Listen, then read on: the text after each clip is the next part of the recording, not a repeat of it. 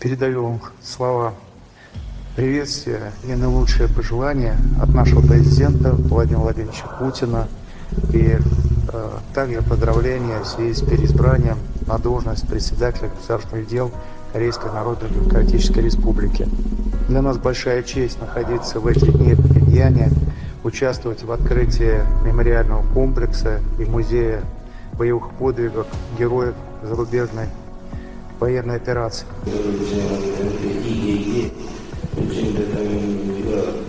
당신의 단장과는 요새 공식 대표단을 보낸 것은 저도 나라사의 방문 광고를 중시하는 입장에 것이라고 생각해서 나는 이를 높이고 소수의 민주를 만들어가는 시민들이 이 나라의 시민에서 선수로운 무장 활동에서 희생된 우리 국민들이 외국인의 삶을 총사의 길이 세기 위해서 평양에서 저 국민은 이런 존중하는 기쁜 행사를 진행하게 되는데 이 계기에 이번 계기, 이번 행사를 통해서 필요성, 국민들, 전화가 공들들 사이에 적기로 우위를 줘야 하고 대한민국 사이에 책임과 단계의 강도를 수반시키는 중요한 계기가 될 것 같습니다.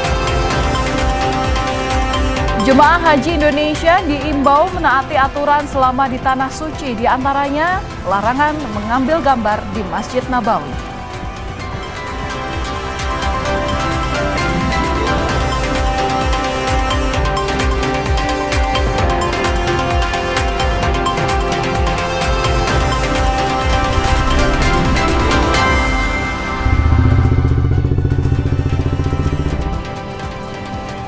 Halo saudara, selamat malam. Apa kabar Anda hari ini? Semoga Anda selalu dalam keadaan baik dan sehat dimanapun Anda berada bersama keluarga. Hari ini 26 April 2026, Kompas Malam kembali hadir untuk Anda bersama saya, Valentina Sitorus. Langsung saja kita ke informasi pertama. Saudara, insiden penembakan telah terjadi di acara jamuan makan malam jurnalis Gedung Putih yang dihadiri oleh Presiden Amerika Serikat Donald Trump. Trump bersama dengan pejabat tinggi Amerika lainnya langsung dievakuasi dari lokasi.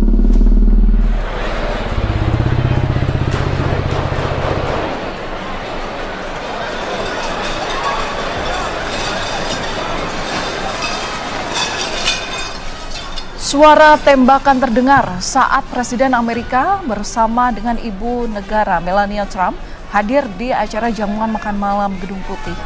Anggota pasukan pengamanan Presiden segera mengevakuasi Trump dan Ibu Negara. Pejabat lain yang hadir seperti Wapres J.D. Vance, Menteri Perang Pete Hegseth, dan Menlu Marco Rubio juga dikawal untuk meninggalkan lokasi. Presiden Trump dan pejabat tinggi Amerika juga dilaporkan tidak terluka dalam insiden ini.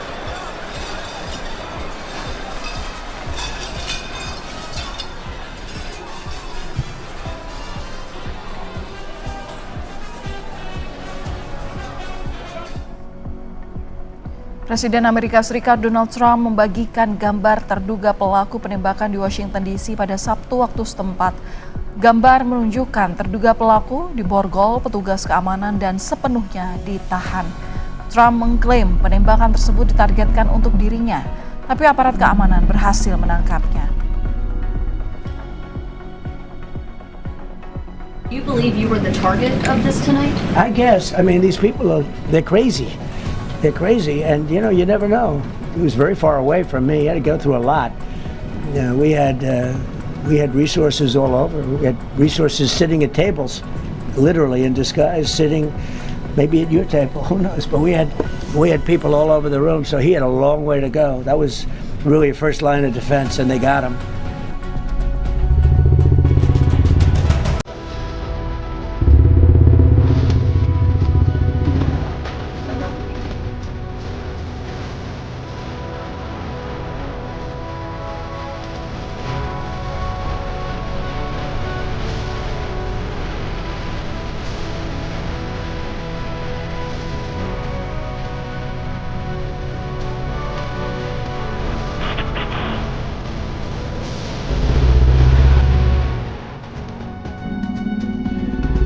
Saudara, Presiden Amerika Serikat Donald Trump mengklaim mendapat tawaran baru yang lebih baik dari Iran usai membatalkan keberangkatan utusannya ke Islamabad. Trump menyebut dalam tawaran baru itu, Iran menawarkan banyak hal. Namun Trump tidak memperinci isi dari proposal Iran itu. Trump kembali menekankan bahwa syarat perundingan adalah Iran tidak akan memiliki senjata nuklir. They gave us a paper that should have been better. And interestingly, immediately when I canceled it, within 10 minutes we got a new paper that was much better. What was on that paper, sir? We talked about they will not have a nuclear weapon. It's very simple. Look, that whole deal is not complicated. Iran cannot have a nuclear weapon. Masa depan hubungan Amerika Serikat-Iran kembali berada dalam ketidakpastian. Keduanya menarik ulur kesepakatan damai usai Trump membatalkan keberangkatan delegasi Amerika Serikat ke Pakistan dan Iran menolak negosiasi lanjutan jika Amerika Serikat tak memenuhi syarat yang diajukan Iran. Upaya diplomasi antara Amerika Serikat dan Iran belum menemui titik terang. Presiden Amerika Serikat Donald Trump membatalkan keberangkatan delegasi Amerika Serikat ke Pakistan untuk berunding lagi dengan Iran. Sebelumnya, menantu Trump, Jared Kushner, dan utusan khusus Amerika Serikat untuk perdamaian, Steve Witkoff, akan diutus ke Pakistan.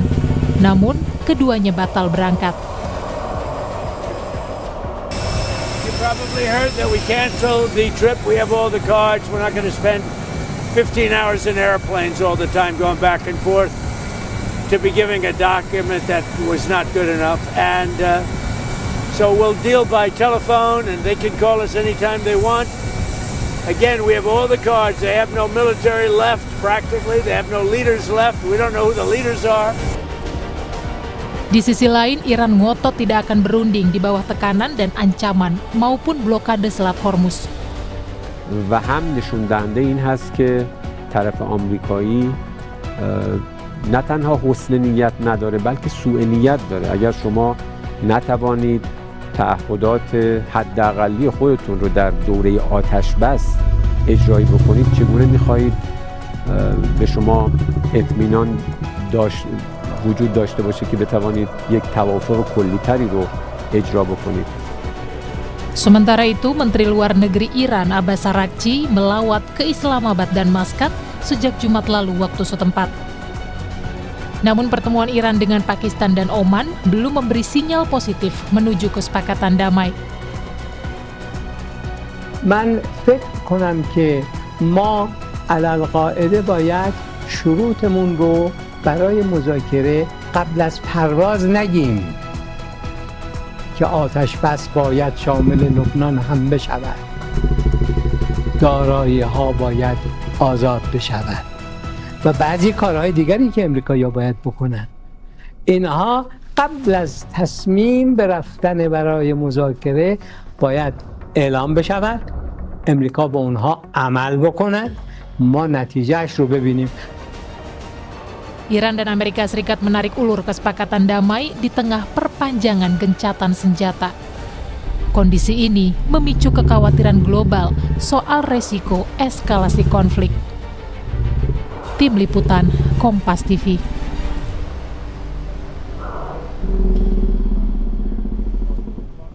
Saudara, tarik ulur negosiasi damai antara Amerika Serikat dan Iran masih terus terjadi. Bahkan Trump batal mengirimkan utusan ke Pakistan untuk negosiasi lanjutan dengan Iran.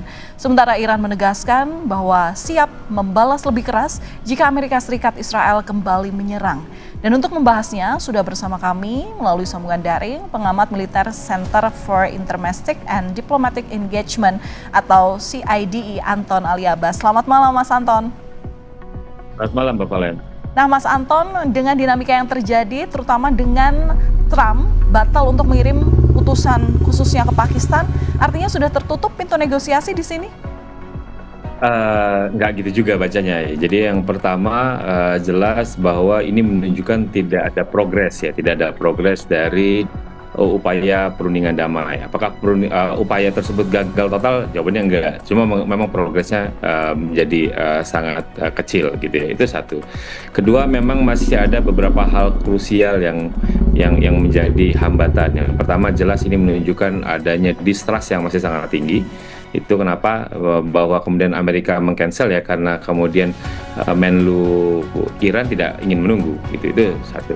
Kedua, memang ada beberapa isu krusial yang terkait materi negosiasi, seperti misalnya blokade Selat Hormuz, yaitu yang jelas menjadi hambatan utama. Lalu juga kita akan bicara tadi tentang nuklir atau pengayaan uranium, lalu bicara juga tentang aset gitu, aset yang masih dibekukan, lalu juga tentang reparasi dan lain-lain gitu. Jadi ini memang sedikit banyak menunjukkan sinyal bahwa jadi ketika kita bicara tentang tidak adanya progres ini, bahwa jangan-jangan ini kita lagi tidak sedang berada pada fase menuju sebuah pencapaian dari resolusi konflik, tapi fase menuju konfrontasi yang lebih panjang gitu. Jadi kalau misalnya ini terus dilanjutkan gitu, Mbak Valen. Berarti maksud Anda risiko untuk eskalasi konflik lebih besar ini ada kemungkinan terjadi, karena ya kita melihat sebelumnya bahwa ini perundingan tahap kedua gagal. Kemudian yang sebelumnya ini juga ada gencatan senjata yang dilakukan secara sepihak oleh Amerika. Nah, ini resiko eskalasi untuk konfliknya seperti apa, Mas Ali?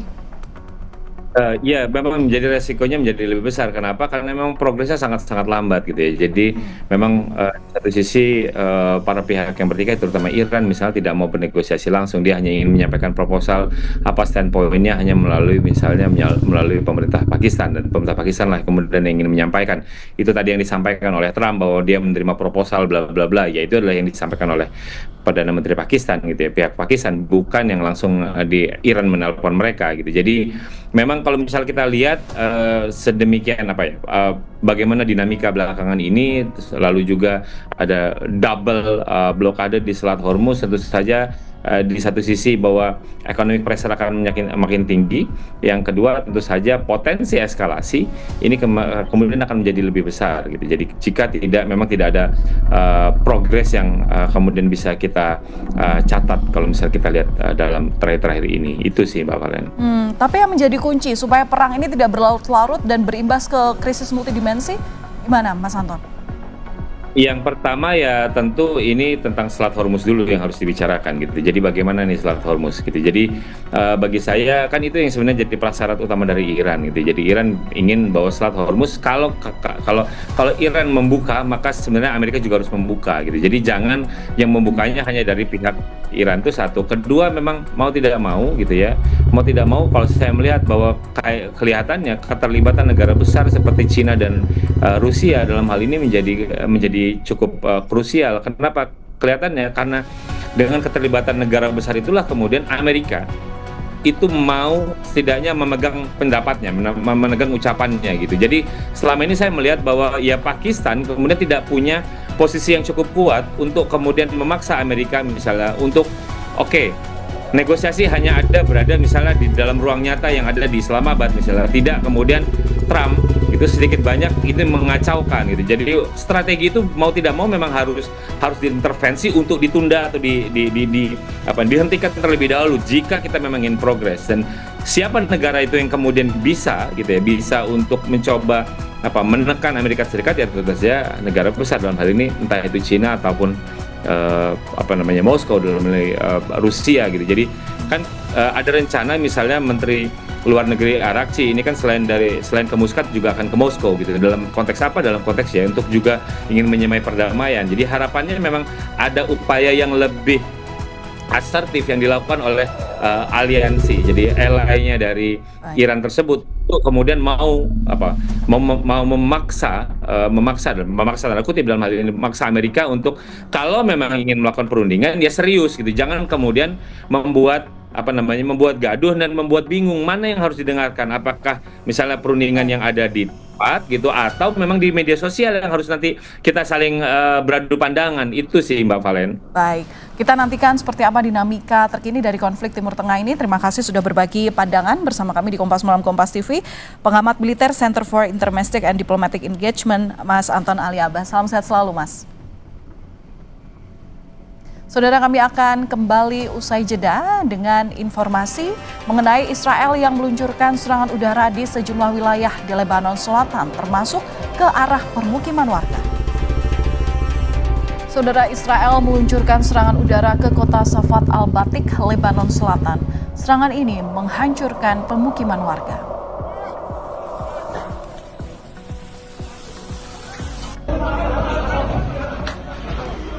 Media Iran menyebut serangan Israel sebagai pelanggaran gencatan senjata.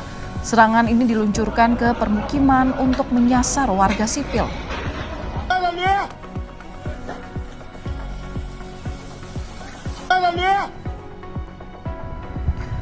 Serangan udara Israel pada Sabtu waktu setempat tak hanya menyasar Safat al-Batik, di mana sejumlah wilayah di Lebanon Selatan juga jadi sasaran serangan udara Israel.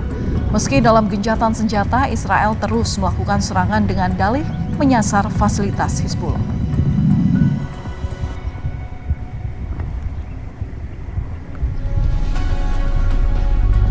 Saudara, kabar duka kembali datang dari misi perdamaian PBB di Lebanon. Prajurit TNI yang tergabung dalam UNIFIL Prakariko Pramudia gugur setelah hampir sebulan menjalani perawatan intensif akibat serangan artileri.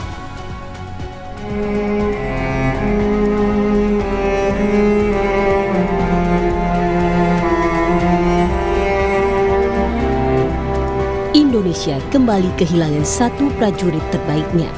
Prakariko Pramudia yang ikut dalam misi perdamaian PBB di Lebanon gugur setelah hampir sebulan dirawat intensif. Prakariko menderita luka berat akibat ledakan artileri dari tank Israel di dekat kota Al-Qushair, Lebanon pada 29 Maret lalu. PBB menyampaikan duka cita atas gugurnya prajurit TNI Prakariko Pramudia dan meminta kasus ini diusut.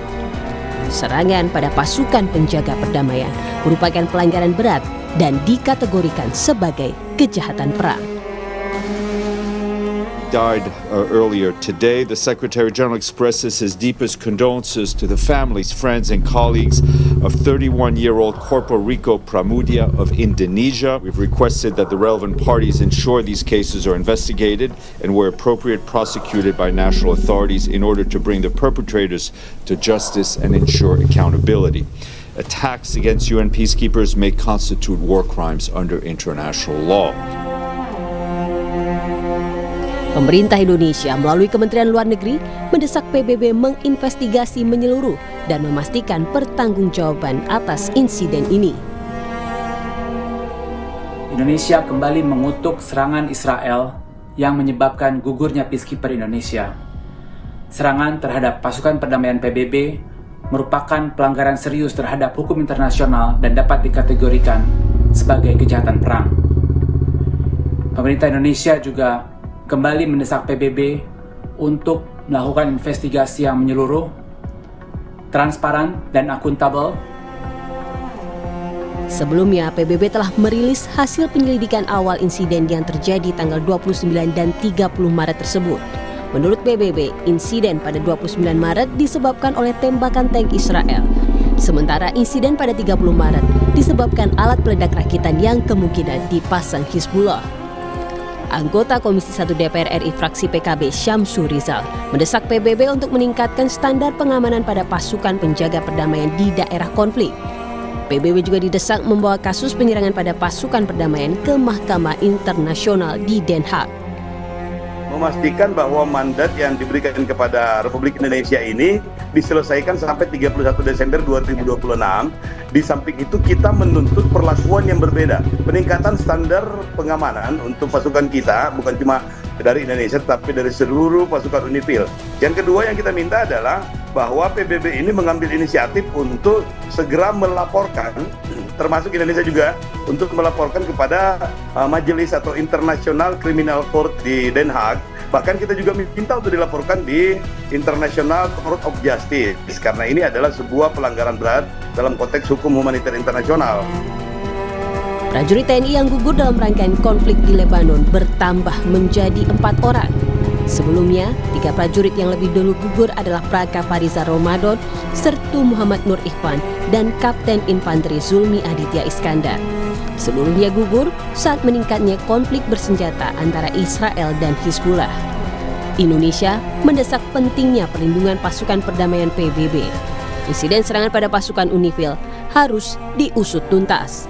Tim Liputan, Kompas TV. Saudara, satu lagi prajurit TNI yang bertugas di Lebanon gugur dalam misi perdamaian.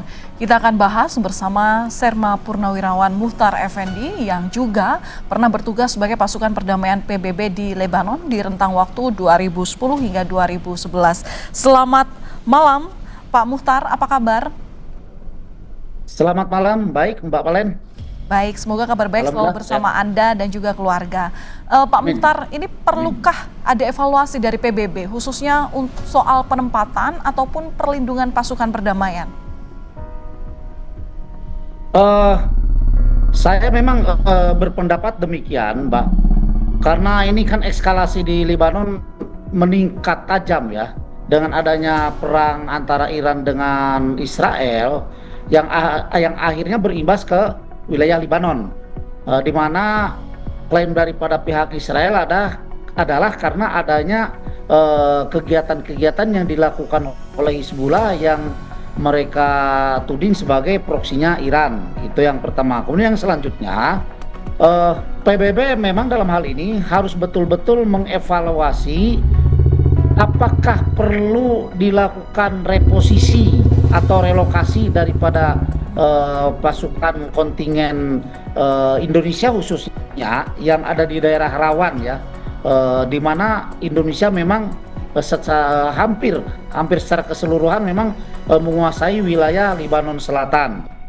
Nah, sehingga hal demikian akan mengurangi nanti daripada risiko terjadinya lagi gugur prajurit TNI kita yang kemungkinan besar kedepannya seperti yang kemarin-kemarin gugur begitu ya.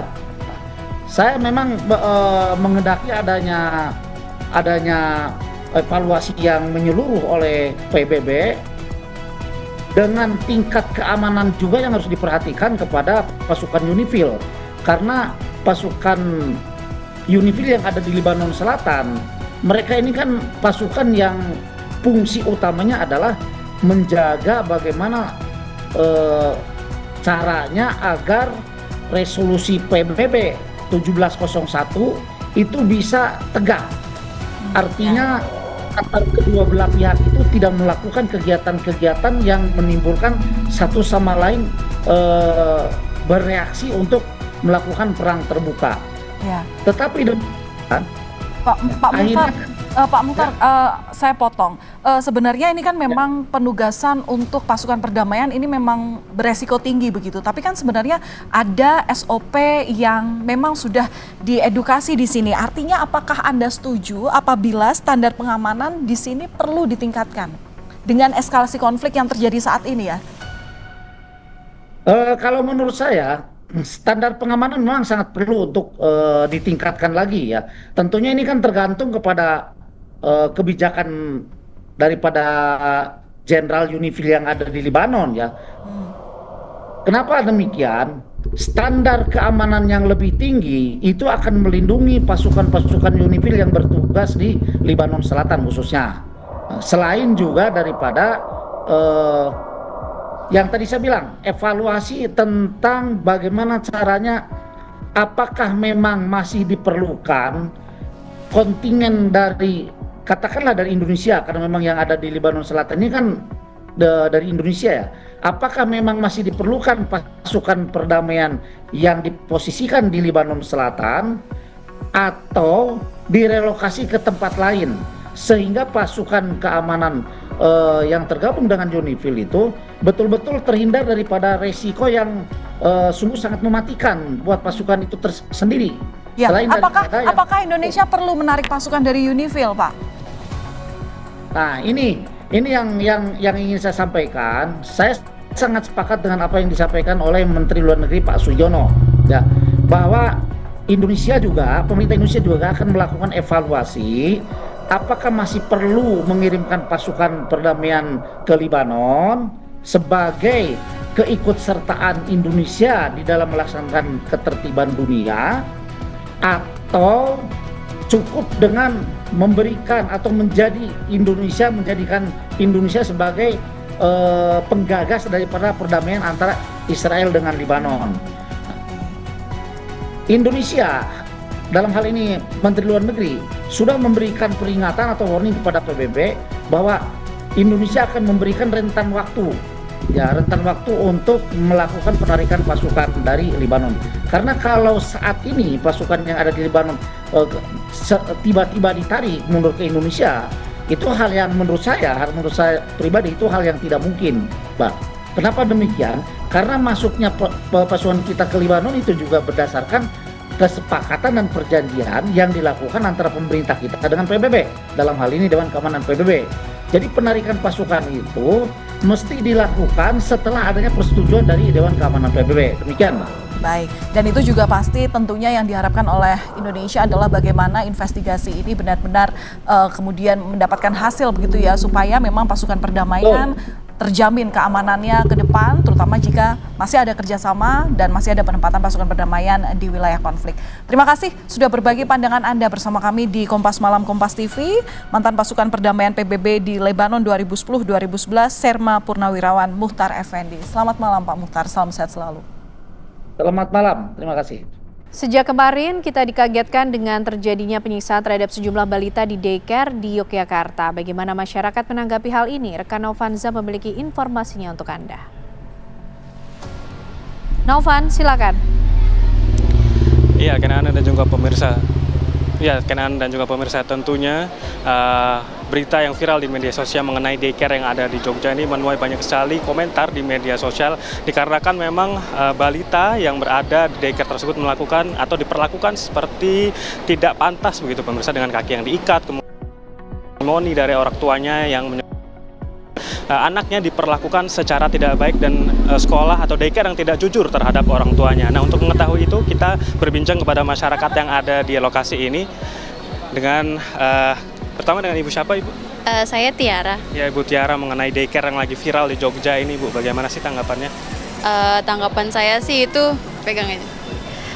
Tanggapan saya sih itu jahat ya, maksudnya sangat tidak berkeprimanusiaan gitu, karena itu kan masih anak bayi, masih polos gitu ya, apalagi itu kan foto-foto yang beredar itu kan dia diikat ketat kayak gitu ya, bahkan bedong pun kalah ketatnya gitu, jadi kayak nggak bisa gerak sama sekali. Bahkan cerita-cerita yang beredar itu pun kayak anaknya tuh lagi tantrum itu tuh bahkan menyakiti dirinya sendiri gitu, jadi kayak itu jahat sih, nggak suka gitu. Kalau Ibu nanti anaknya diperlakukan seperti itu di daycare, akan seperti apa respon Ibu? Marah sih tentunya ya, sakit hati, kayak nggak tega lah. Ya udah gitu aja kayak. Apa yang akan Ibu lakukan kepada pihak daycare atau pihak sekolah gitu? Akan saya laporkan sih ya mungkin.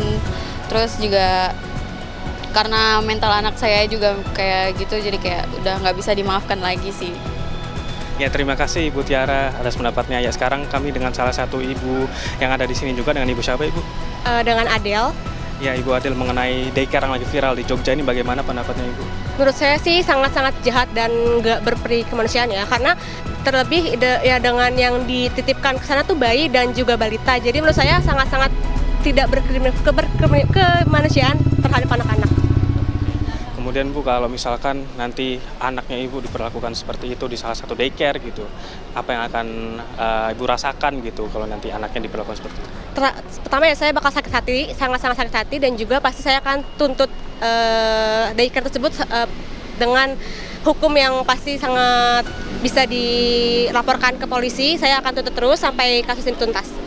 Untuk mengatasi ini, misalkan anaknya sudah terlanjur diperlakukan seperti itu, sekarang bagaimana yang akan Ibu lakukan?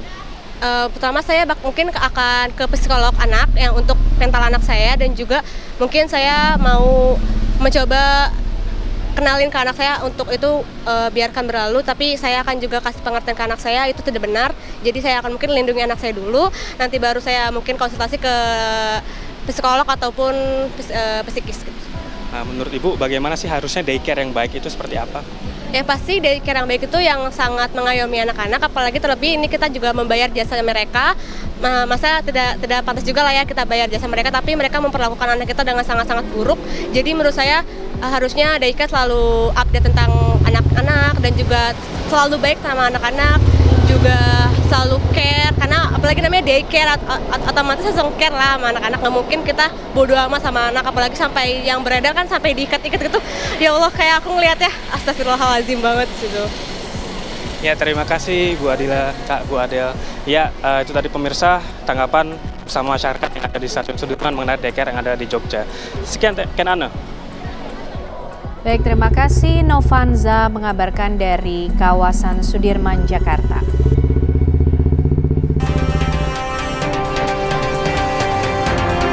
Tarik ulur negosiasi Amerika Serikat Iran. Trump mengaku dapat tawaran lebih baik dari Iran usai membatalkan utusannya ke Islamabad untuk bernegosiasi dengan Iran.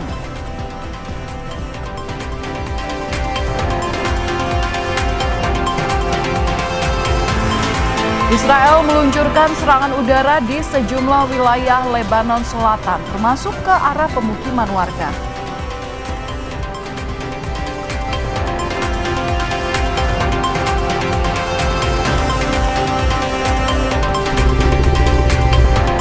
Temui Wali Kota Yogyakarta, sejumlah orang tua korban kekerasan daycare Little Aresya minta Pemkot untuk beri bantuan hukum.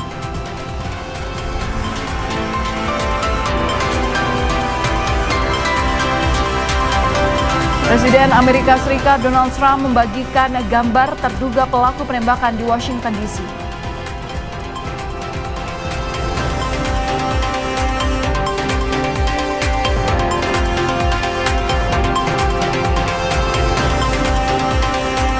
Jemaah Haji Indonesia diimbau menaati aturan selama di Tanah Suci, diantaranya larangan mengambil gambar di Masjid Nabawi.